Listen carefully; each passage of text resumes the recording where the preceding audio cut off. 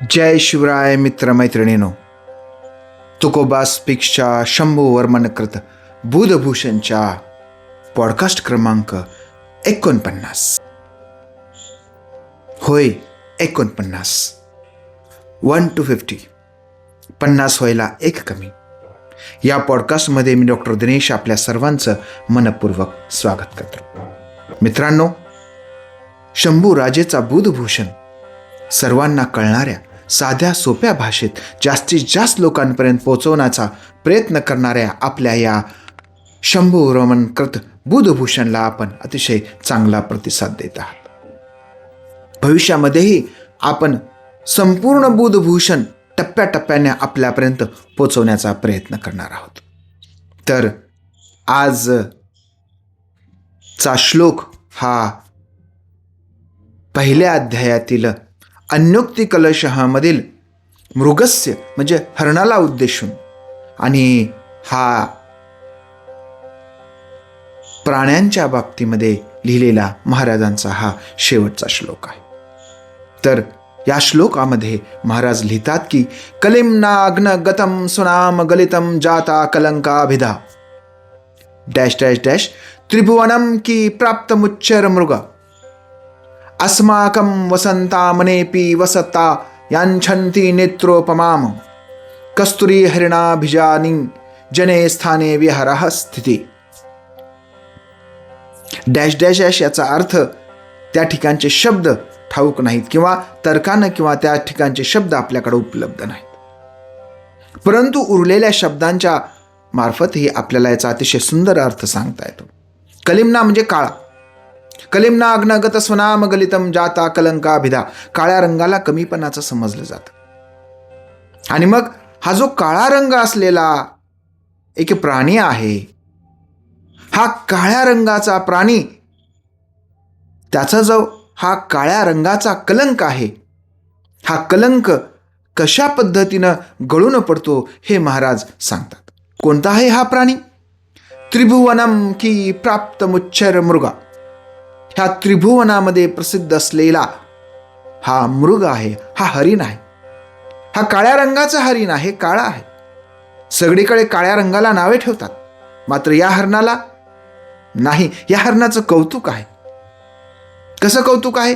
अस्माकं वसंतामनेपि वसनी वाणछन्ति नेत्रोप माम.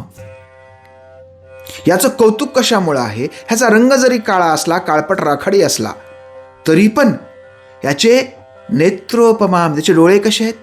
काळे भोर डोळे आहेत.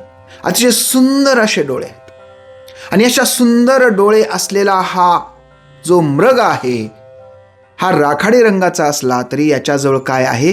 कस्तुरीचा सुगंध आहे. आणि या सुगंधाच्या शोधामध्ये हा मृग काय करतो? वनामध्ये फिरत असतो, फिरत राहतो वनामध्ये इकडे तिकडे. परंतु त्याच्या या वेड्यासारख्या फिरण्याचं किंवा त्याच्या या काळ्या रंगाचं कुणालाही दुःख नाही व कुणीही याला काळा आहे म्हणून याला हा अतिशय विद्रूप आहे, हा सुंदर नाही असं म्हणत नाही. उलट सर्वजण त्याच्या सौंदर्याची स्तुती करतात. वा वा वा, हा कस्तुरी मृग आहे असं म्हणतात. महाराज पुढच्या ओळीत लिहितात की कस्तुरी हरिणाभिधाजनी जने स्थाने विहरः स्थिती. जरी हा इकडं तिकडे वेड्यासारखा फिरत असला स्वतःच्याच नाभीत असलेल्या कस्तुरीला शोधण्यासाठी, म्हणजे हा एक शुद्ध वेडेपणाच नव्हे का? पण तरीही लोक त्याला कस्तुरी मृग अतिशय सन्मान देतात, त्याचं कौतुक करतात. कशामुळं? त्याच्याकडे असलेल्या कस्तुरीमुळे आणि त्याच्याकडे असलेल्या अतिशय सुंदर अशा डोळ्यामध्ये. एवढंच नव्हे तर कितीतरी कवींना, लेखकांना, साहित्यिकांना आपल्या प्रेयसीच्या डोळ्यांना किंवा सुंदर डोळ्यांना किंवा कस्तुरी मृगाची उपमा देण्याचा जो काही मोह आहे हा आवरलेला नाही. एवढा हा मृग कसा आहे? सुंदर आहे. परंतु रंग कसा आहे त्याचा? काळा आहे. पण काळ्या रंगाचं त्याला वैगुण्य नाही. या उलट त्याचा काळेपणा हा गळून पडला आणि त्याचं सौंदर्य खुलून वर आलं. अन्योक्ती कलशामध्ये याचा दडलेला अर्थ असा आहे, समाजामध्ये, या जगामध्ये, आपल्या आसपास असेही लोक असतात. दिसायला कुरूप असतील, विद्रूप असतील, लौकिक अर्थानं जे सौंदर्य मानलं जाते ते सौंदर्य त्यांच्याकडे नसेलही, परंतु त्यांच्याकडे काही गुणांचा समुच्चय असतो. काही असे दैवी गुण असतात किंवा त्यांनी स्वतः प्राप्त केलेले सद्गुण असतात, आणि या सद्गुणामुळे त्यांचं जे कृप आहे, त्यांच्याकडे जो कमतरता आहे, त्यांच्याकडे जो कमीपणा आहे, हा कमीपणा काय होतो, आपोआप गळून पडतो आणि त्याच्या कर्तृत्वाचा सुगंध सगळीकडे पसरतो. आणि मग कधी कधी हा विद्रूपपणाच सौंदर्याचं लक्षण बनतो. आपल्या आसपास अशी काही माणसं आपल्याला पाहायला मिळतात की त्यांना काहीतरी याच्या छोट्या मोठ्या नावानं मोडलं जातं. छोट्या नाव आहे, परंतु कर्तृत्व त्यांचं एवढं मोठं की ते नावच एक मोठेपणाचं लक्षण, म्हणून आपण त्याला सन्मानित करतो.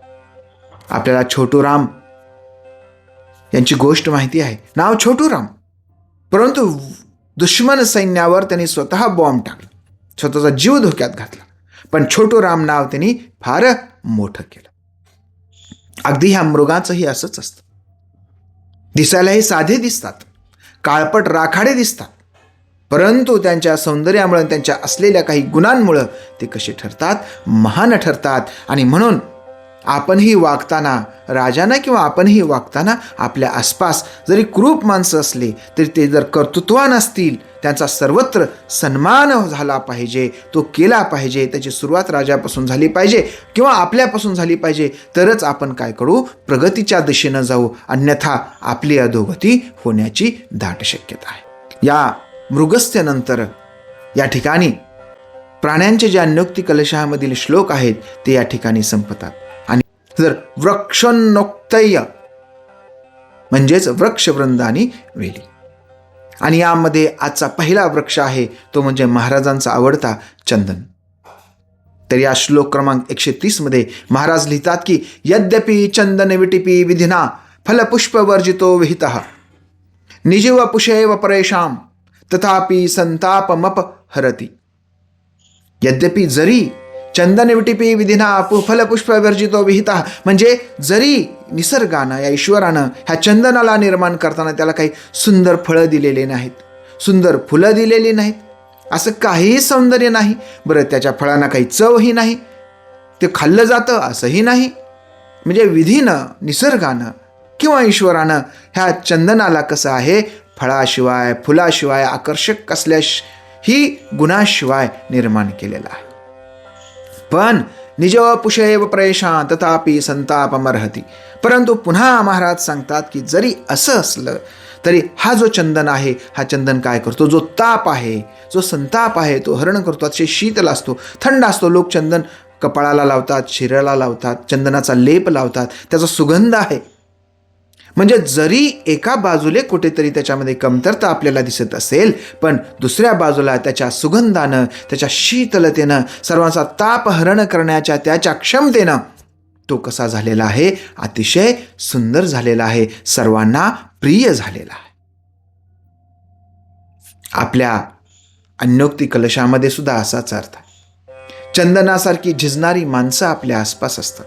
समाजाचं भलं करणारे समाजसुधारक, कुटुंबाचं हित करणारे कुटुंब प्रमुख, कुठल्याही व्यवस्थेचे प्रमुख किंवा त्या व्यवस्थेसाठी स्वतःला चंदनासारखे झिजणारे महात्मा गांधीजी असतील, बुद्ध असतील, जगद्गुरु तुकोबराय असतील.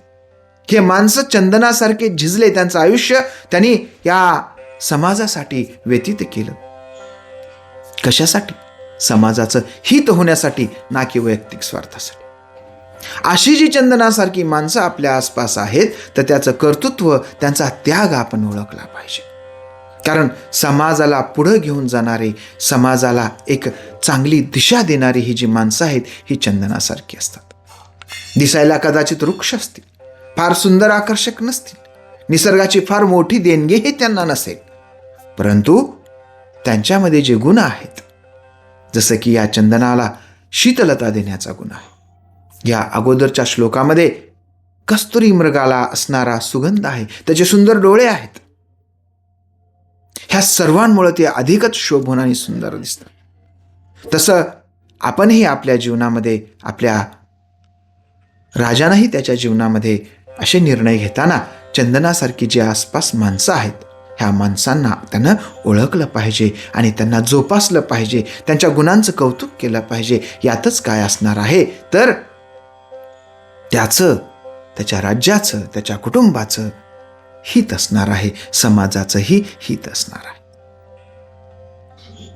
या छत्रपती शंभूराजेंच्या आजच्या या 2 श्लोकानंतर आपण या ठिकाणी थांबूया. भेटूया पुढच्या बुधवारी, म्हणजेच या वर्षाच्या शेवटच्या दिवशी 31 डिसेंबरला पुन्हा 2 नवीन श्लोकासह. तोपर्यंत आपले पॉडकास्ट लाईक करा, फॉलो करा, शेअर करा, जास्तीत जास्त लोकांपर्यंत पोहोचवा. जय शहाजी, जय जिजाऊ, जय शिवराय, जय शंभूराजे.